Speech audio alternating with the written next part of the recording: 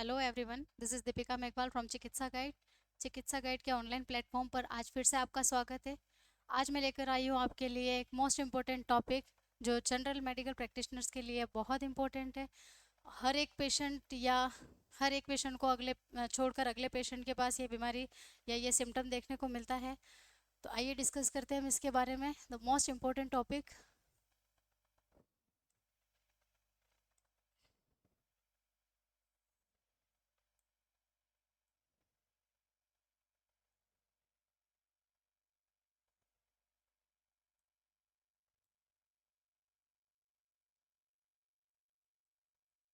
Fever, जिसे हम pyrexia भी कहते हैं।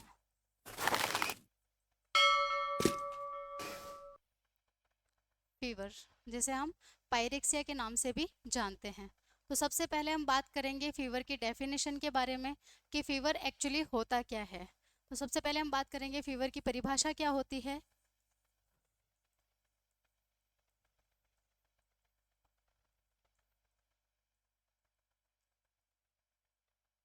Definition of fever.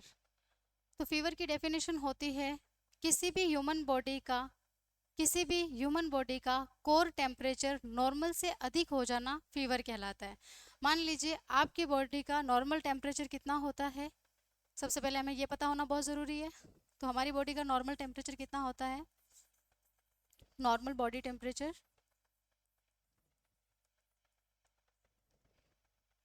अगर मैं फ़ारेनहाइट में बात करूँ तो 98.6 डिग्री फ़ारेनहाइट, और अगर मैं सेंटीग्रेड में या सेल्सियस में बात करूँ तो 37 डिग्री सेल्सियस। अगर हमारा core body temperature 98.6 degree Fahrenheit या 37 डिग्री सेंटीग्रेड से अधिक हो जाता है तो उस कंडीशन को हम क्या कहते हैं, फीवर कहते हैं, या फिर इसी को हम मेडिकल टर्मिनोलॉजी में पायरेक्सिया के नाम से भी जानते हैं। फीवर कोई बीमारी नहीं है, बल्कि फीवर कई सारी बीमारियों का सिम्टम माना जाता है। इसे हम पर्टिकुलर बीमारी नहीं कह सकते। ये एक सिम्टम है जो बहुत सारी बीमारियों के अंदर देखने को मिलता है। आइए इसके बारे में आगे हम डिटेल लेंगे।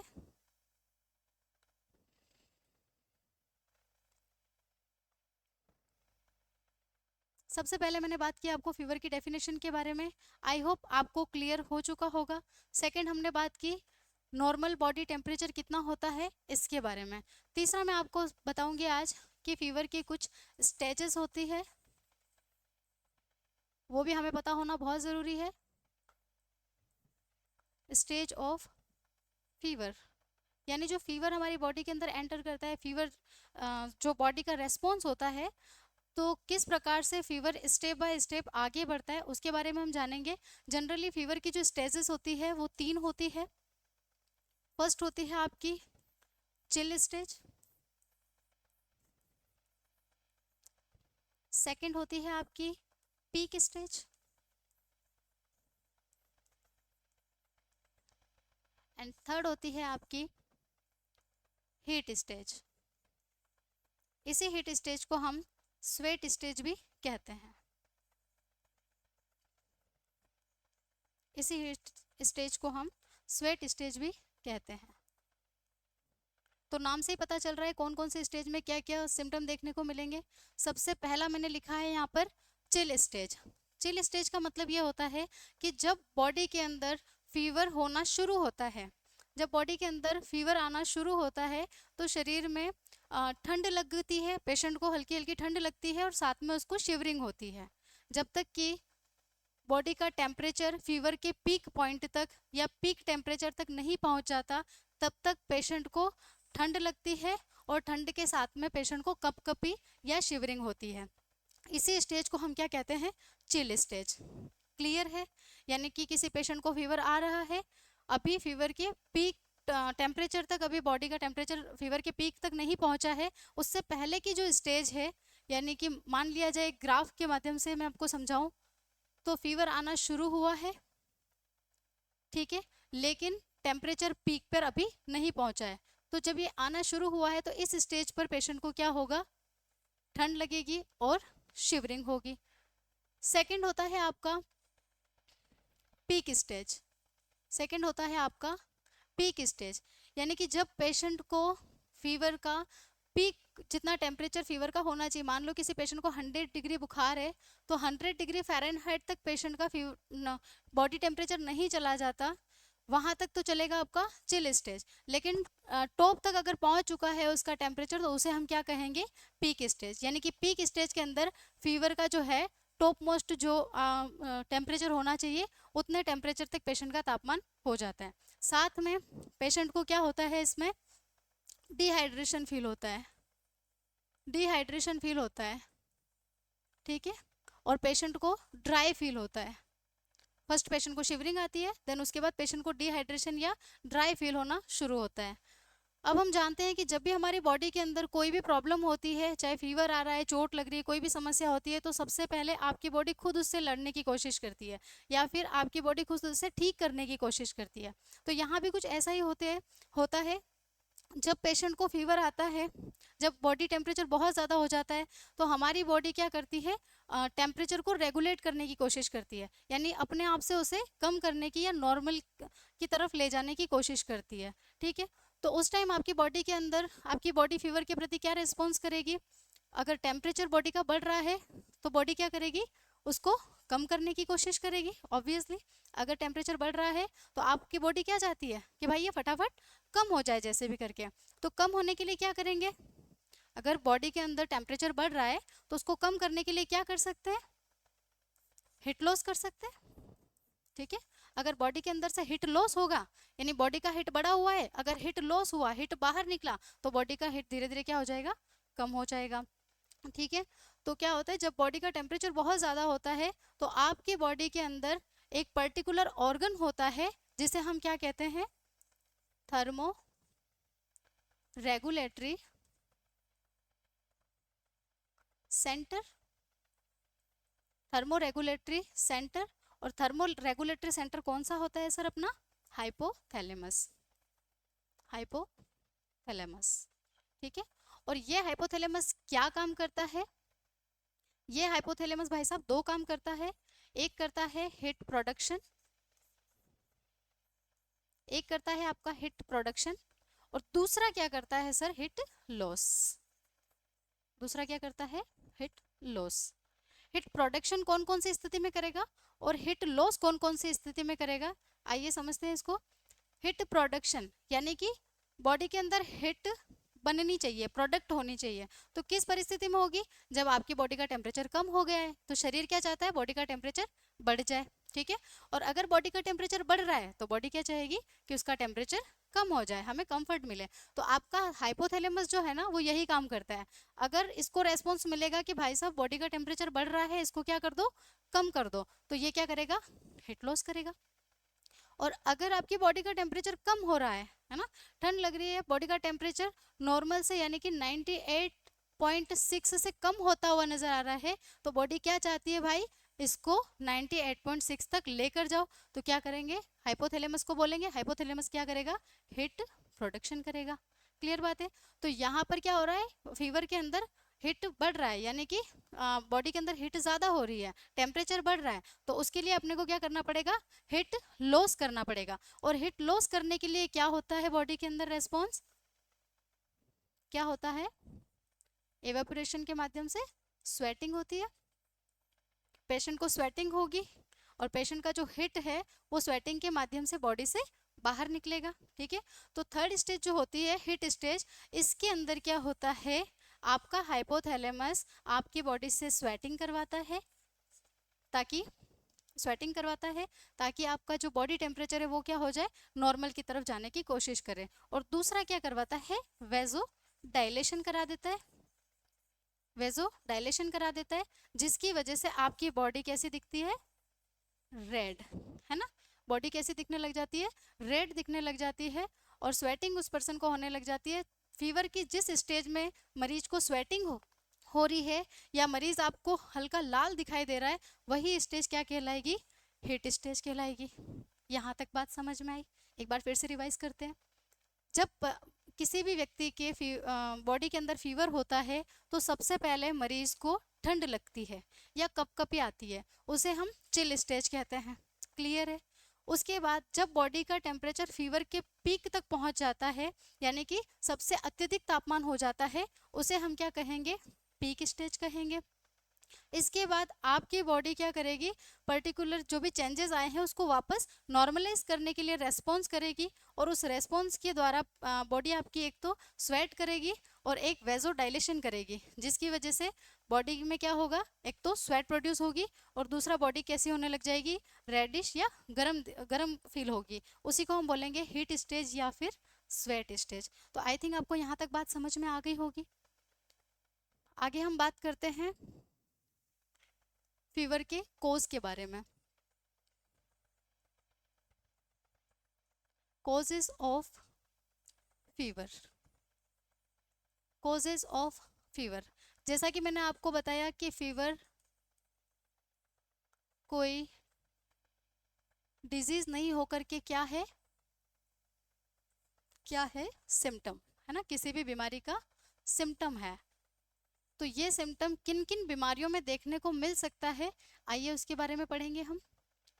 सबसे पहले हम खुद दिमाग लगा लें कि फीवर किस किस परिस्थिति में आ सकता है।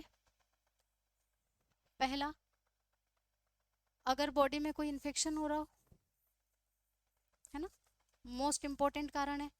अगर बॉडी में किसी भी प्रकार का इन्फेक्शन हो रहा है, चाहे वो रेस्पिरेटरी ट्रैक्ट इन्फेक्शन हुआ, चाहे वो यूरिनरी ट्रैक्ट इन्फेक्शन हुआ, बॉडी में किसी भी तरीके से इन्फेक्शन हुआ, चाहे वो बैक्टीरियल इन्फेक्शन हुआ, चाहे वो वायरल इन्फेक्शन हुआ, किसी भी प्रकार का इन्फेक्शन होगा, तो आपकी बॉडी सबसे पहला रेस्पॉन्स क्या दिखाएगी, पेशेंट को फीवर आएगा, है ना। हमारी बॉडी खुद इन्फेक्शन से लड़ने की कोशिश करेगी, जिसके रेस्पॉन्स में पेशेंट को क्या होगा, फीवर आएगा। ठीक है। सेकेंड होता है आपका ट्रोमा। अगर बॉडी में कहीं भी चोट लगी है ना, बॉडी में कहीं भी चोट लगी है या फिर आपको दर्द हो रहा है, तो उस परिस्थिति में भी क्या होगा, आपको फीवर आएगा। ठीक है। नेक्स्ट है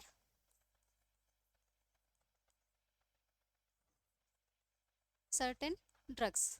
बॉडी के अंदर कुछ ऐसी दवाइयाँ होती है, कुछ ऐसी मेडिसिन होती है, जिसकी वजह से पेशेंट का बॉडी जो है उस ड्रग के प्रति रेस्पॉन्स करता है, और उस रेस्पॉन्स में पेशेंट को क्या होता है, फीवर आता है।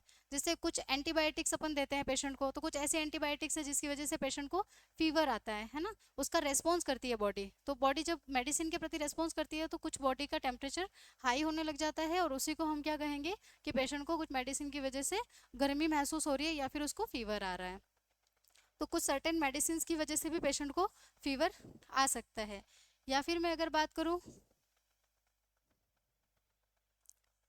हीमोलाइसिस, अगर आपकी बॉडी के अंदर हीमोलाइसिस हो रहा है या फिर रक्त कणिकाएं टूट रही है, तो उसकी वजह से भी फीवर आने की संभावनाएं रहती है। ठीक है। या फिर हैमरेज हो रहा है किसी पेशेंट को,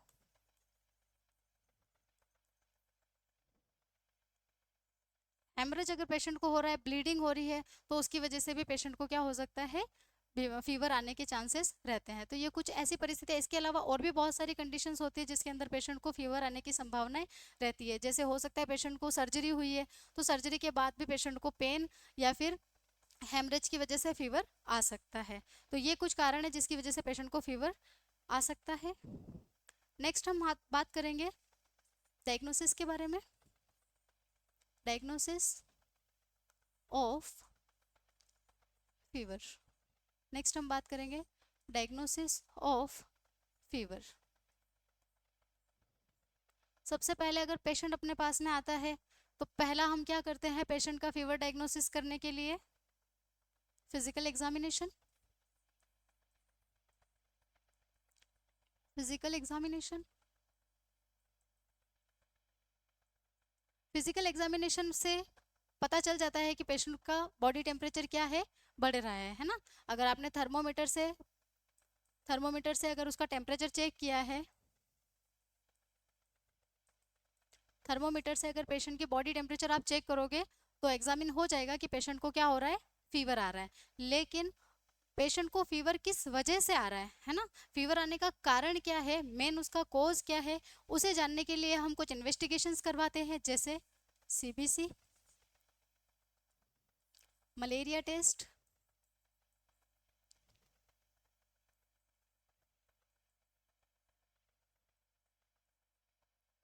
विडाल टेस्ट, ESR,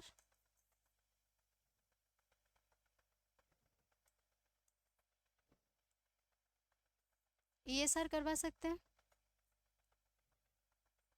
ठीक है। यूरिन कल्चर करवा सकते हैं,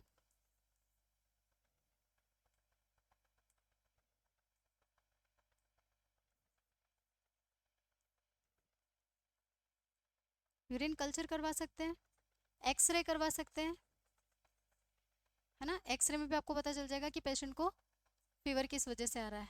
या फिर किसी ऑर्गन से रिलेटेड बीमारी जानने के लिए आप LFT करवा सकते हो, RFT करवा सकते हो, है ना। लीवर रिलेटेड किसी बीमारी की वजह से फीवर तो नहीं आ रहा है, रिनल रिलेटेड बीमारी की वजह से तो नहीं आ रहा है ना। तो ये भी आप साथ में करवा सकते हो। सबसे पहले पेशेंट का CBC करवाएंगे, उसमें WBC काउंट चेक करेंगे, पता चल जाएगा पेशेंट के बॉडी के अंदर इन्फेक्शन है या नहीं है, या उसको फीवर क्यों आ रहा है। अगर मलेरिया की वजह से आ रहा है तो मलेरिया टेस्ट में पॉजिटिव या नेगेटिव शो होगा। विडाल टेस्ट अगर टाइफॉइड है तो पता चल जाएगा। किसी भी इन्फेक्शन की वजह से अगर फीवर आ रहा है तो ESR उसका बढ़ा हुआ रहेगा, तो आपको पता लग जाएगा। इसके अलावा अगर UTI हो रहा है या यूरिन कल्चर के अंदर आपको स्पेशली पता चल जाएगा कि किस इन्फेक्शन की वजह से पेशेंट को फीवर आ रहा है। एक्सरे हम कुछ सर्टेन केसेस में करवाते हैं, जैसे ट्यूबरकुलोसिस या कोई ऐसी बीमारी जो आपको एक्सरे में ही फाइंड आउट होगी, तो उनके लिए हम एक्सरे करवा सकते हैं। नेक्स्ट आपका LFT और RFT, अगर लीवर रिलेटेड किसी प्रॉब्लम की वजह से फीवर आ रहा है तो LFT में पता चल जाएगा कि उसको लीवर रिलेटेड प्रॉब्लम है, या फिर नेक्स्ट आप उसका RFT भी करवा सकते हैं। Is it clear? I hope आपको यहाँ तक बात समझ में आई होगी। आगे हम बढ़ते हैं ट्रीटमेंट की तरफ। तो नेक्स्ट है आपका treatment of fever. Treatment of fever, कोई भी फीवर का पेशेंट आपके पास में आता है तो as a general medical practitioner कुछ मेडिसिन होती है जिसे हम फीवर के अंदर देते हैं, लेकिन उससे पहले आपको पता होना चाहिए कि फीवर किससे रिलेटेड है। अगर नॉर्मल फीवर है तो उसके लिए मेडिसिन अलग जाएगी। अगर CCF है पेशेंट को, CCF अगर पेशेंट को है, कफ कोल्ड एंड फीवर, है ना, तो उसके लिए मेडिसिन अलग जाएगी। अगर फीवर आपका गैस्ट्रो इंटेस्टाइनल इन्फेक्शन की वजह से, UTI की वजह से है, तो उसके लिए ट्रीटमेंट कोर्स आपका अलग रहेगा। या फिर किसी पर्टिकुलर बीमारी के लिए, जैसे MP विडाल पॉजिटिव उसका आ रहा है, तो उसके लिए आप फर्दर ट्रीटमेंट की तरफ भी जा सकते हैं। तो कुछ ट्रीटमेंट अपने पास में अवेलेबल है, आइए देख लेते हैं इसे। कि नॉर्मल अगर बुखार आ रहा है तो उसमें हम क्या ट्रीटमेंट देंगे पेशेंट को।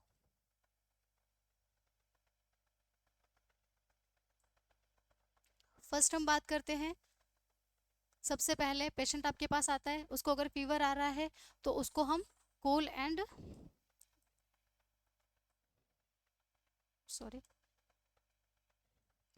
पेशेंट को हम कूल एंड क्वाइट प्लेस पर रखेंगे, ठंडे वातावरण में और शांत वातावरण में पेशेंट को आपको रखना है। उसके बाद अगर पेशेंट ने एक्सेसिव क्लॉथ पहन रखे हैं, बहुत ज़्यादा कपड़े अगर पहन रखे हैं, तो पेशेंट को क्या करना है, एक्सेसिव क्लॉथ को आपको रिमूव कर देना है, ठीक है। अगर पेशेंट का बॉडी टेम्परेचर 39 डिग्री सेंटीग्रेड से ज़्यादा आ रहा है तो उसको हम क्या करेंगे, हाइड्रोथेरेपी या हाइड्रेशन थेरेपी हम देंगे, जिसके अंदर पेशेंट को क्या देना होता है, IV फ्लूइड्स, राइट। जिसके अंदर पेशेंट को हम क्या करेंगे, IV फ्लूइड्स देंगे। इसके अलावा अभी मैंने आपको बताया कि हिस्ट्री, एग्जामिनेशन और इन्वेस्टिगेशन से आपको पता चलेगा कि इसको और क्या क्या बीमारी हो रही है, मतलब फीवर के अलावा कफ एंड कोल्ड है या कोई अदर इन्फेक्शन है, तो उसके साथ में हम उसको ट्रीटमेंट क्या करेंगे, प्रोवाइड करेंगे, अकॉर्डिंग प्रोवाइड करेंगे, जो प्रॉब्लम है उसके हिसाब से। तो आइए देख लेते हैं इसको भी हम। पहला, अगर नॉर्मल फीवर आ रहा है पेशेंट को तो टैबलेट डोलो 625,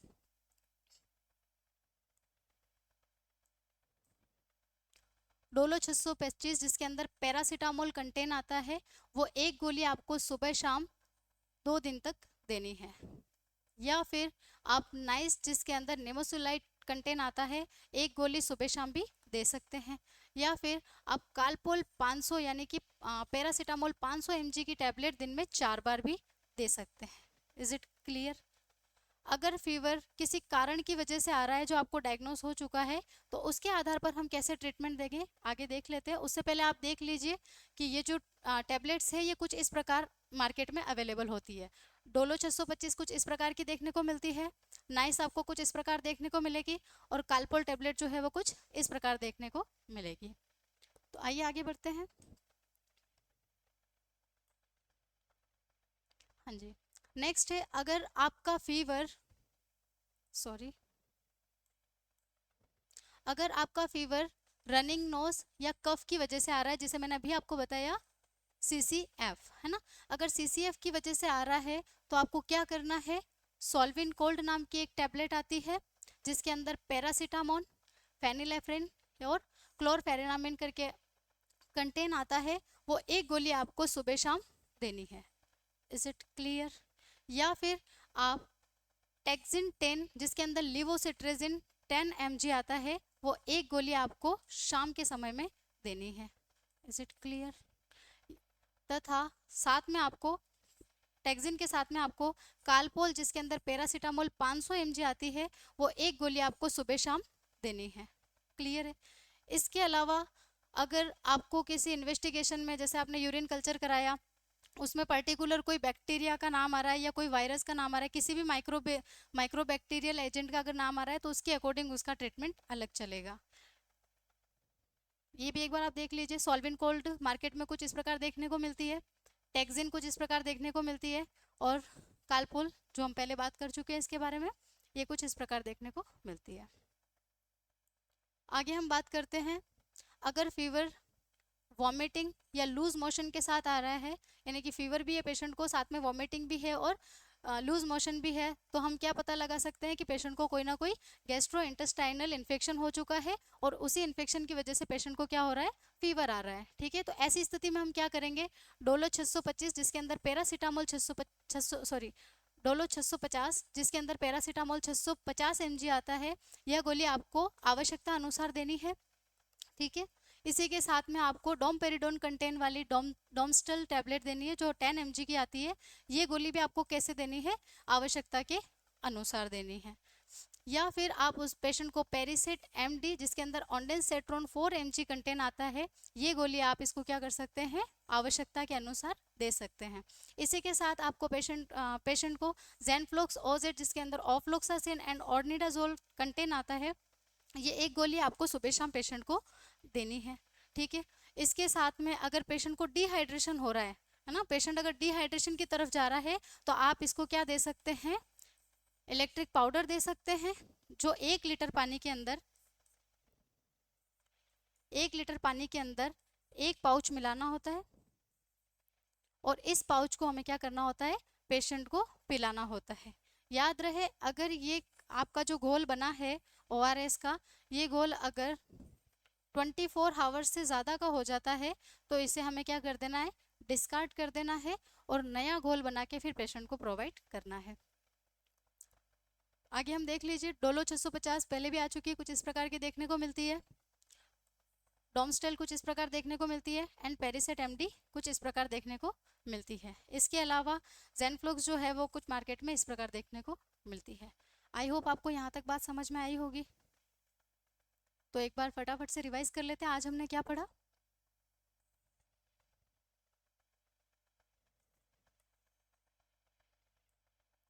सबसे पहले हमने बात की फीवर, जिसे हम पायरेक्सिया के नाम से भी जानते हैं।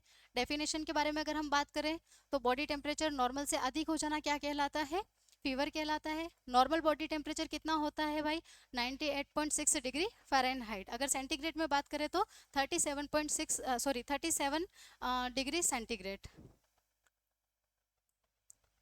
नेक्स्ट मैं बात करती हूँ, स्टेजेस हमने पढ़ी कि फीवर की 3 स्टेजेस होती है भाई साहब। फर्स्ट स्टेज होती है आपकी चिल स्टेज, दूसरी होती है पीक स्टेज, और तीसरी होती है आपकी हीट स्टेज। चिल स्टेज में पेशेंट शिवरिंग और ठंड की कंप्लेन करता है, पेशेंट को ठंड बहुत लगती है और कपकपी होती है साथ में।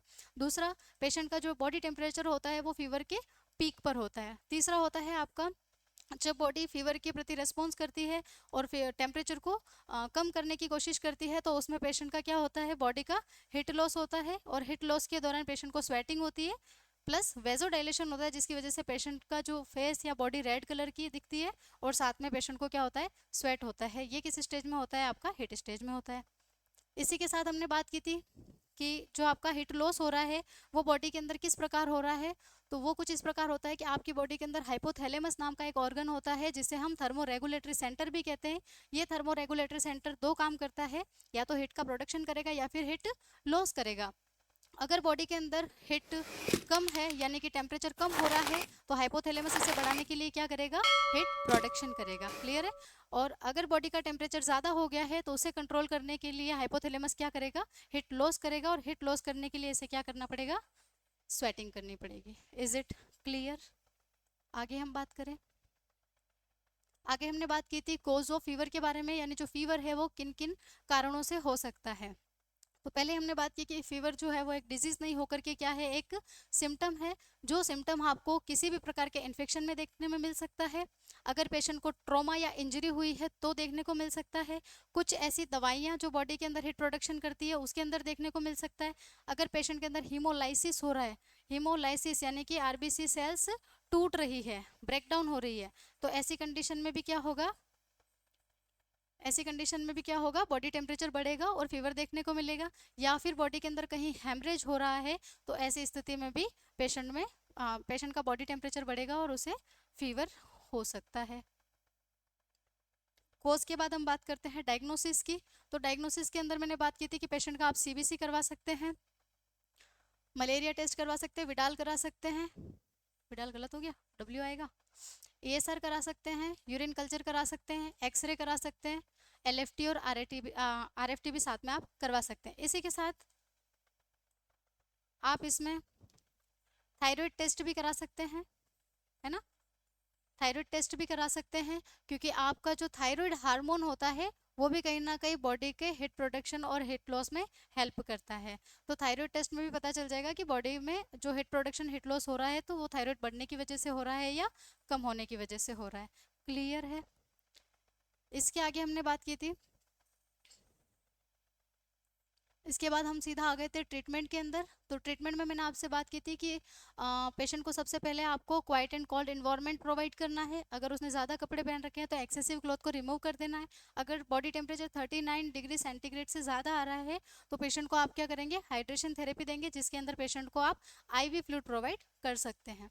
इसके अलावा हमने बात की थी कि अगर फीवर के साथ में और भी कोई कंडीशन है, जुकाम हो रहा है, खांसी हो रही है, तो उस कंडीशन में आप क्या करेंगे, नॉर्मल फीवर है तो उसको डोलो 650 हमने दी थी, नाइस दी थी, और कालपोल भी हम दे सकते हैं। अगर इसके साथ में कोई और कंडीशन हो रही है पेशेंट को, जैसे कफ हो रहा है या रनिंग नोज हो रहा है, तो उस परिस्थिति में हमने कहा था पेशेंट को सॉल्विन कोल्ड दे दो भाई, या फिर आप उसको टेक्जिन और कॉलपोल भी दे सकते हैं। इसके बाद हमने बात की थी अगर पेशेंट को गैस्ट्रोइंटेस्टाइनल कोई इन्फेक्शन हो रहा है तो उस परिस्थिति में हम क्या करेंगे, पेशेंट को कॉलपोल के साथ में आप डोमस्टेल दे सकते हैं, या फिर पेशेंट को आप ऑन्डेंस्ट्रोट के साथ में जेनफ्लॉक्स जो ओजेड होता है जिसमें ऑफ्लोक्सासिन और ऑर्निडाजोल दोनों कंटेंट शामिल होते हैं, ये भी आप साथ में दे सकते हैं। अगर पेशेंट को डिहाइड्रेशन हो रहा है, क्योंकि फीवर हो रहा है कंटिन्यूसली, पेशेंट को स्वेटिंग हो रही है, तो बॉडी के अंदर आपका जो फ्लूइड लॉस हो रहा है और पेशेंट को क्या होगा, डिहाइड्रेशन होगा। तो डिहाइड्रेशन में आप क्या करोगे, वापस उसको रिहाइड्रेट करोगे। रिहाइड्रेट करने के लिए अगर ऑरली आपको जाना है तो पेशेंट को ORS दे सकते हो, ठीक है। और अगर पेशेंट बहुत ज़्यादा डिहाइड्रेशन की कंडीशन में है तो आप क्या करोगे, हाइड्रोथेरेपी दे दोगे। हाइड्रोथेरेपी के अंदर पेशेंट को IV फ्लूइड्स अपन दे देंगे। आई होप आज की क्लास आप लोगों को समझ में आई होगी। Thank you so much. इसी के साथ हम कल नया टॉपिक लेकर आएंगे, तब तक के लिए धन्यवाद।